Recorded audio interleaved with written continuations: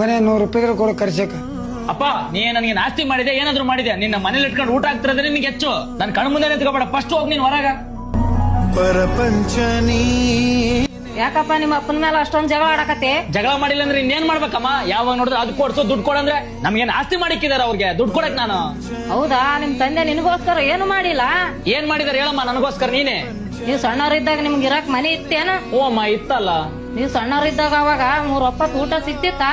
ಹ್ಞೂ ಅಮ್ಮ ಹೊಟ್ಟೆ ತುಂಬಾನೇ ಸಿಕ್ತಿತ್ತಲ್ಲ. ನೀವ್ ಆಯ್ಕೆಕ ಒಳ್ಳೆ ಬಟ್ಟೆ, ನಿಮ್ ತಂಗಿ ಮದ್ವೆ ಆಯ್ತಾ? ಹ್ಞೂ ಅಮ್ಮ ಹಾಕೊಳಕ್ ಒಳ್ಳೆ ಬಟ್ಟೆ ಮತ್ತೆ ತಂಗಿ ಮದುವೆನೂ ಮಾಡಿದ್ವಲ್ಲಮ್ಮ. ಸರಿ ಹೋಗ್ಲಿ ಬಿಡಪ್ಪ, ನಿಂದು ಓದೋದೆಲ್ಲ ಮುಗೀತಾ? ನಾನು ಓದೋದೆಲ್ಲ ಮುಗಿದ್ಮೇಲೆ ತಾನೇ ನಾನು ಇಷ್ಟ ಚೆನ್ನಾಗಿರೋದು. ಹೌದಲ್ಲಪ್ಪ, ಇದೆಲ್ಲ ಮಾಡಿದ ಯಾರು? ಇದೆಲ್ಲ ಅಪ್ಪನೇ. ಕಷ್ಟ ನನ್ನೊಡನೆ ಮಣ್ಣಾಗಲಿ, ಹೇಳಪ್ಪ, ಯಾಕೆ ತಲೆ ಬಗ್ಸ್ತಿದಿ ಯಾರಂತ? ಕೈ ಸೇರಲಿ ನಿನ್ನ ಕಣ್ಣ. ಅಪ್ಪ ನನ್ನಿಂದ ತುಂಬಾ ದೊಡ್ಡ ತಪ್ಪಾಯ್ತಪ್ಪ. ನನ್ನ